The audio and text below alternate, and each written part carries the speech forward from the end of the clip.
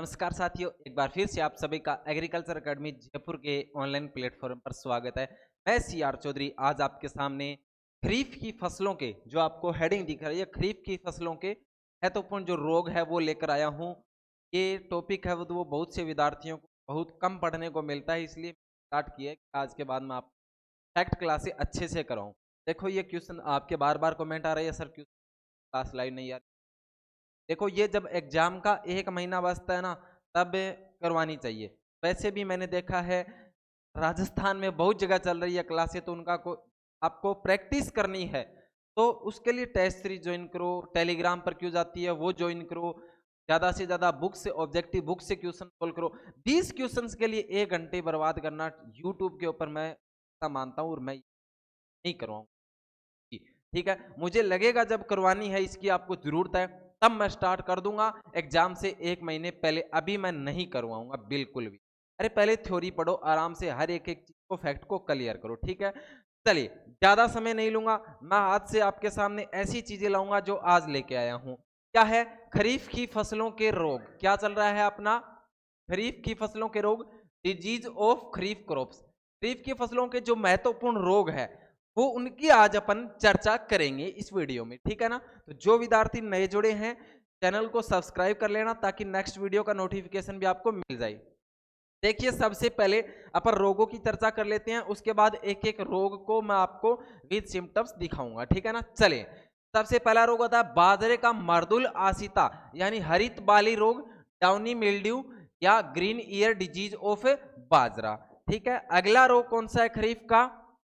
बाजरे का अर्गट रोग। ठीक है, अर्गट ऑफ बाजरा। कपास का कौन सा रोग है खरीफ में? कॉटन विल्ट, कपास का मलानी रोग होता है। ठीक है, और कपास का जीवाणु अंगमारी रोग भी बैक्टीरियल ब्लाइट ऑफ कॉटन, ये भी क्या है? खरीफ की फसल का रोग है। ठीक है, उसके बाद में फिर मूंगफली का पर्णचित्ती यानी टिक्का रोग, मोस्ट इंपोर्टेंट रोग है भैया, ये याद रखना। ठीक है ना, स्टार लगा लेना।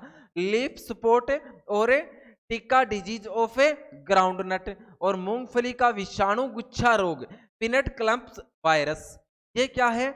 आपकी खरीफ की फसलों के रोग है। इसके अलावा और कौन कौन से हैं देखो, भिंडी का पित्त सिरा मोजेक रोग, येलो वेन मोजेक ऑफ ओकरा, और टमाटर का पर्ण कुंचन रोग, लीफ कर्ल ऑफ टोमेटो, और टमाटर का अगेती झुलसा रोग, अर्ली ब्लाइट ऑफ टोमेटो। एक बार फिर से मैं आपको बता देता हूं, ये रोग है बाजरे का मर्दुल आसिता, हरित बाली रोग, downy mildew of green ear disease of bajra, ergot of bajra, cotton wilt, bacterial blight of cotton, leaf spot और टीका, पीनट क्लम्प वायरस।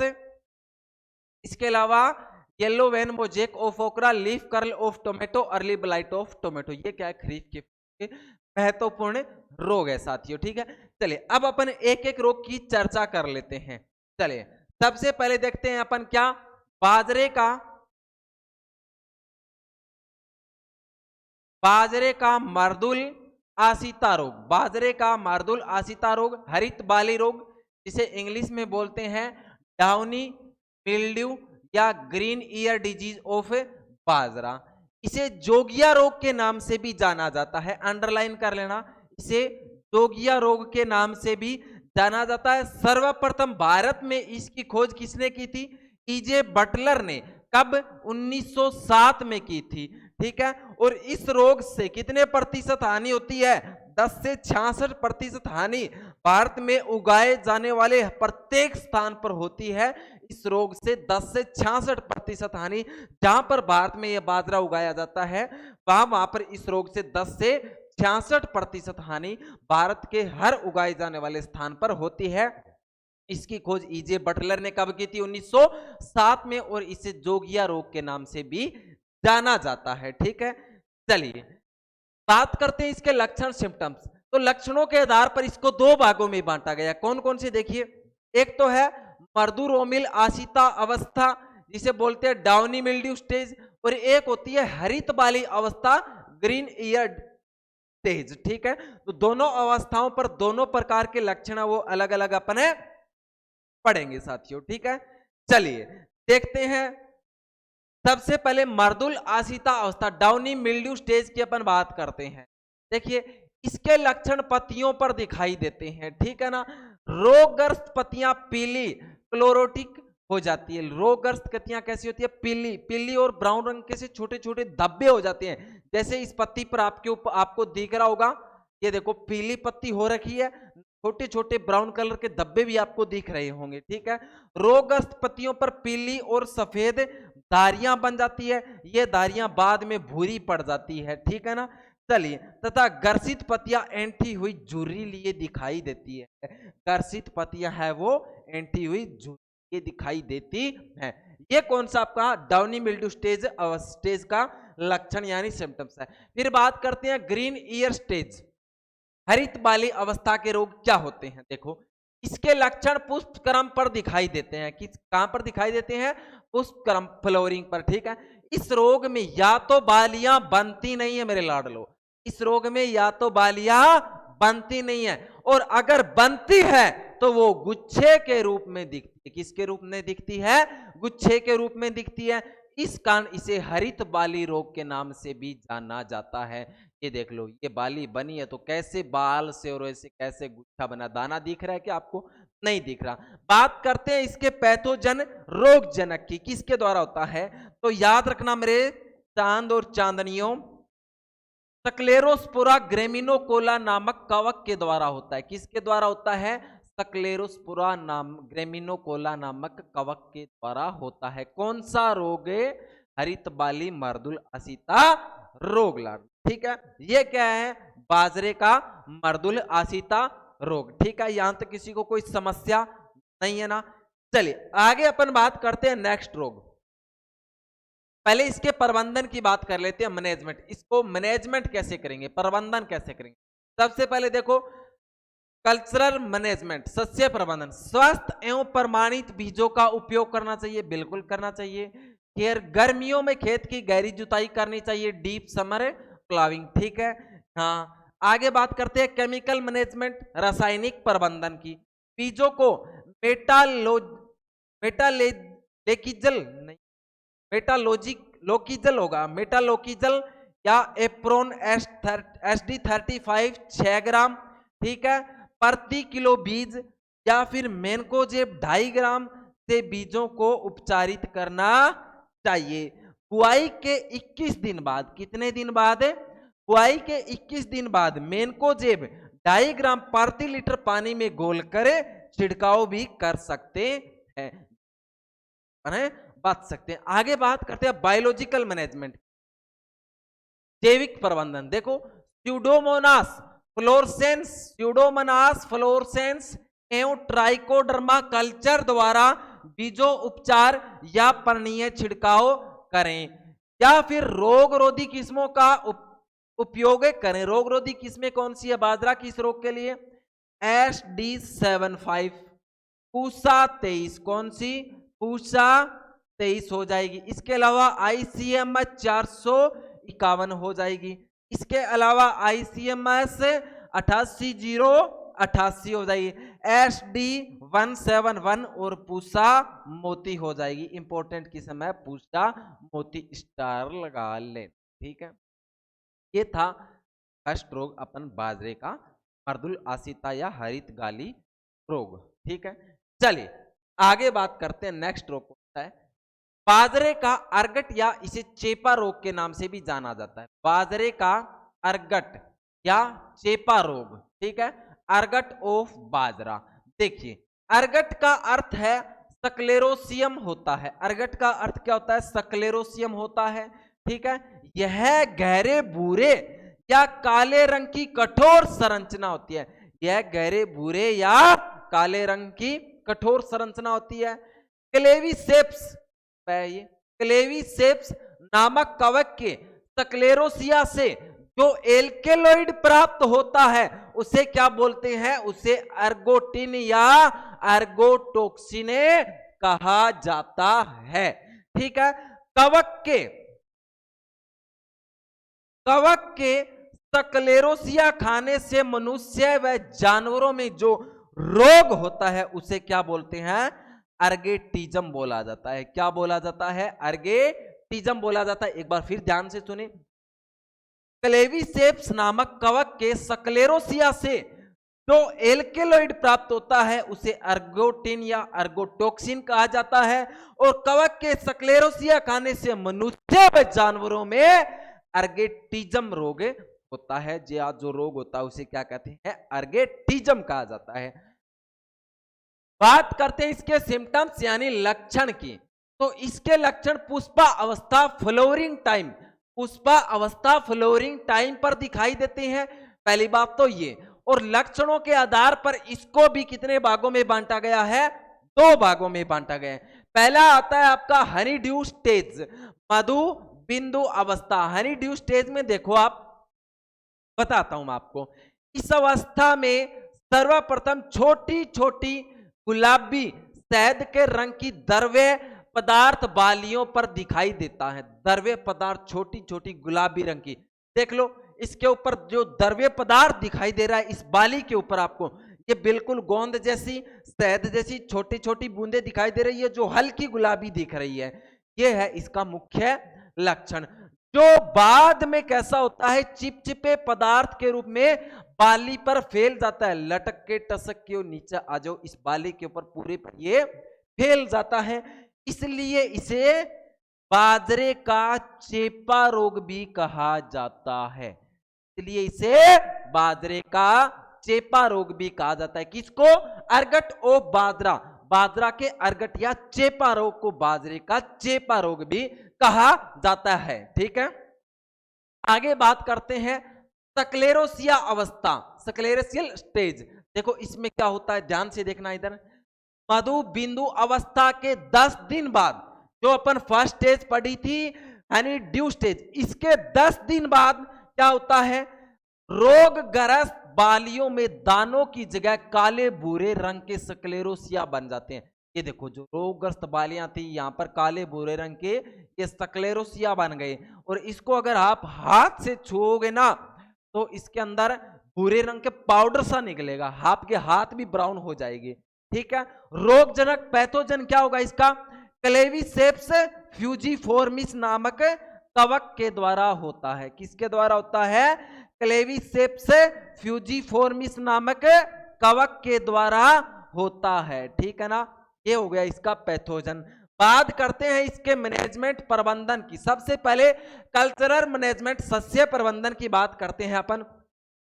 गर्मियों में गहरी जुताई करें, हैं? बिल्कुल करनी चाहिए। स्वस्थ व स्क्लेरोसिया मुक्त बीज ही बुआई हेतु काम में लें। स्टार अगेती बुआई करना लाभदायक रहता है। रोगग्रस्त बालियों को नष्ट कर देना चाहिए। बुआई से पूर्व बीजों को 20% नमक के डुबोना चाहिए। ठीक है, इसके बाद में आता है रासायनिक प्रबंधन, केमिकल मैनेजमेंट है। ये क्या बोलता है?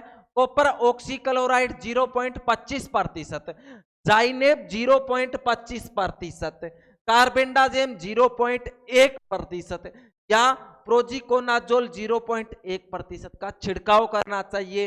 ये हो गया आपका रासायनिक केमिकल मैनेजमेंट। फिर आता है बायोलॉजिकल मैनेजमेंट, जैविक प्रबंधन। फ्यूजेरियम सम्पूसिनम नामक कवक का प्रयोग करें। रोग रोधी किसमें? उषा 23 लो, WCC 75 लो और ICMH 88,088 काम में लो भैया। इसके बाद में आता है आपका कपास का मलानी रोग। तीसरा रोग अपना कपास का मलानी रोग। कपास का Malani cotton wilt, cotton wilt. अब देखो इसे मुरझान या उकटा के नाम से भी जाना जाता है। इसे मुरझान या उकटा के नाम से भी जाना जाता है। लक्षण देखो इसके सिम्टम्स, बात करते हैं इसके सिम्टम्स। इस अवस्था में पौधा हरा ही मुरझा जाता है। देखो बिल्कुल पौधा हरा है ना, ये देख लो, और बिल्कुल मुरझा गया। ये क्या होता है इसका लक्षण? पत्तियां पीली पड़ जाती है, सूखने लगती है। इस फोटो में तो आपको नहीं दिख रहा होगा शायद, नेक्स्ट फोटो। ये जो पत्तियां होती है ये देखो ये पीली पड़ रही है ना, साथ साथ में मुरझाने के बाद ये बाद में सूख भी जाती है। इसके बाद जाइलम वालिकाओं, जाइलम वाइकाओं का रंग है वो भूरा हो जाता है। कि अगर आप इसकी टहनी को फाड़ के देखोगे तो इसके अंदर जो जाइलम वाइका होती है वो आपको भूरे रंग की दिखाई देगी। इसमें कपास के कॉटन विल्ट रोग से। रोगजनक या पैथोजन क्या होता है इसका, बताओ फटाफट, आपके सामने है, कमेंट करो, कमेंट करने में देरी ना करें। यह रोग है फ्यूजेरियम ऑक्सीस्पोरम एफ सफिसिस वाइनफेक्टम नामक कवक के द्वारा होता है। इसके द्वारा फ्यूजेरियम ऑक्सीस्पोरम एफ सफिसिस वाइनफेक्टम नामक कवक के द्वारा होता है। बात करते हैं इसके प्रबंधन यानी मैनेजमेंट की। किसकी बात करते हैं रे, प्रबंधन मैनेजमेंट, सस्य प्रबंधन, कल्चरल मैनेजमेंट। स्वस्थ एवं प्रमाणित बीजों की बुआई करे, फसल चक्कर अपनाना चाहिए, ये इसका सर्वाधिक उपयोगी रहता है, ये बहुत ज्यादा यूजफुल रहता है भैया इसमें है। फसल चक्कर अपनाना, हर साल ज्यादा से ज्यादा फसल चक्कर अपनाएं, इस रोग में बहुत ही महत्वपूर्ण रहता है। गर्मियों में गहरी जुताई करे, summer deep ploughing, soil solarisation करना चाहिए, ये भी बहुत महत्वपूर्ण है, सोइल सोलराइजेशन। ठीक है, ये हो गया इसका सस्य प्रबंधन। इसके बाद में रासायनिक प्रबंधन में कार्बेंडाजिम 0.1% से बीजोपचार कर लेना। जैविक प्रबंधन में ट्राइकोडर्मा कल्चर से भूमि उपचार व बुआई के समय बीजोपचार करें। रोगरोधी किस्में अपनाई ज्यादातर, जयादर, जरीला, मोठी, बीजे, वेरूम, LD69 और ये क्या इसकी रोगरोधी किस्म ज्यादा से ज्यादा उपयोग में लेना है। ठीक है ना, रोगरोधी किस्मों का ज्यादा से ज्यादा उपयोग करें, जयाधर, जरीला, मोठी, बीजे, वेरूम, LD69 और इन रोगरोधी किस्मों का ज्यादा से ज्यादा यूज करना है। ठीक है ना, चले आगे बात करते हैं अपन किसके, कपास का जीवाणु अंगमारी। क्या है, कपास का जीवाणु अंगमारी bacterial blight of a cotton, बहुत ही महत्वपूर्ण रोग है, याद रखना। देखो इस रोग को कोणीय पत्ती धब्बा, इस रोग को कोणीय पत्ती धब्बा, एंगुलर लीफ स्पॉट या काली भुजा रोग या काली भुजा रोग, ब्लैक आर्म भी कहा जाता है। तो जीवाणु अंगमारी स्टार लगा लेना, बहुत ही महत्वपूर्ण है साथियों। लक्षण बात करते हैं इसके सिम्टम्स की, क्या होते हैं, तो देखो इधर नई पत्तियों पर भूरे व काले रंग के धब्बे दिखाई देते हैं। ये देखो काले व भूरे, एकदम काची पत्ती है, जकास हरी है, लेकिन काले व भूरे रंग के धब्बे दिखाई देते। पत्तियां कोणीय हो जाती है, जो सूक्ष्म सिराओं द्वारा घिरे रहती हैं, पत्तियां कोणीय हो जाती है। तने व शाखाओं पर काले धब्बे प्रकट होते, तने व शाखाओं पर काले धब्बे प्रकट होते हैं, जिससे पत्तियां जड़ जाती है तथा शाखाओं की जगह खाली टहनियां दिखाई देती हैं। ठीक है, इसके बाद में डोडा, दिख नहीं रहा आपको शायद नीचे से,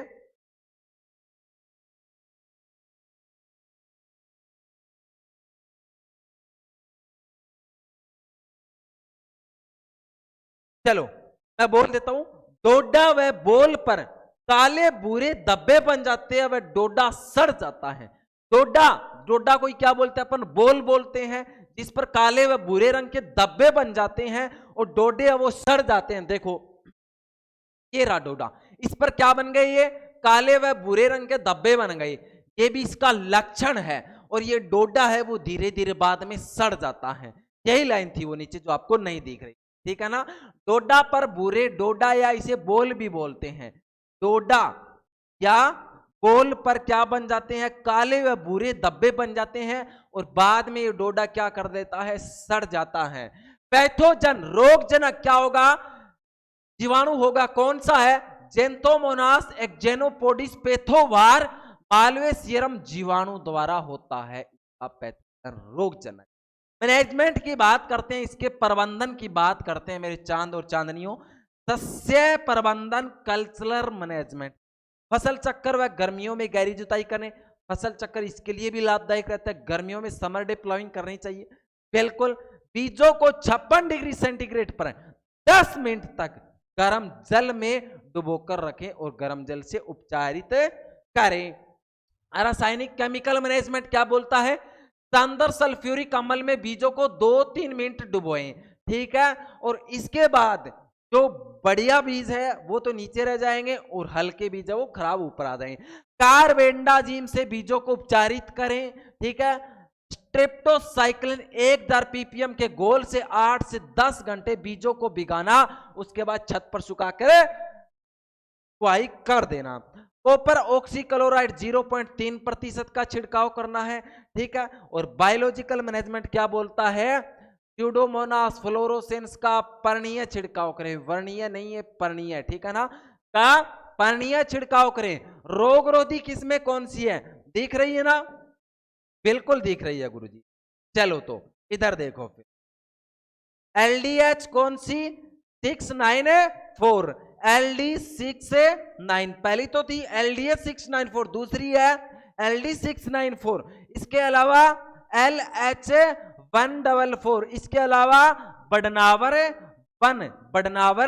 1, सुजाथा, कौन सी, सुजाथा, कौन सी हो जाएगी, सुजाथा हो जाएगी। और एक है खंडवा 2, कौन सी, खंडवा 2, दिख रही है क्या, चलो मैं लिख देता हूं, कौन सी है, खंडवा 2, ठीक है। ये क्या है, इसकी रोगरोधी किस्में, इनका भी यूज में लेना चाहिए। ये था आज का अपना टॉपिक, क्या, खरीफ की फसलों के महत्वपूर्ण रोग। एक बार इधर देखें, आज अपने कौन कौन से पढ़ लिए, नेक्स्ट क्लास में मैं आपके सामने कौन से रोग लेकर आऊंगा। बाजरे का मर्दुलासिता हो गया, बाजरे का अर्गट हो गया, कपास का मलानी रोग हो गया, कपास का जीवाणु अंगमारी हो गया। अब बच्चा अपना मूंगफली का पर्णचित्ती टिक्का रोग, मूंगफली का विषाणु गुच्छा रोग, ठीक है। और बच्चा है अपना भिंडी का पित्तसिरा मोजेक, टमाटर का पनकुंचन, टमाटर का अगेती रोग, जो पढ़ेंगे नेक्स्ट वीडियो में। क्लास पसंद आई हो चैनल को सब्सक्राइब करना, लाइक करना, क्लास को शेयर करना, ज्यादा से ज्यादा विद्यार्थियों तक बताना, एग्रीकल्चर एकेडमी के लिए ज्यादा से ज्यादा सपोर्ट करना। मिलता हूं नेक्स्ट वीडियो में। जय जवान, जय किसान, जय जय राजस्थान, वंदे मातरम, जय भारत।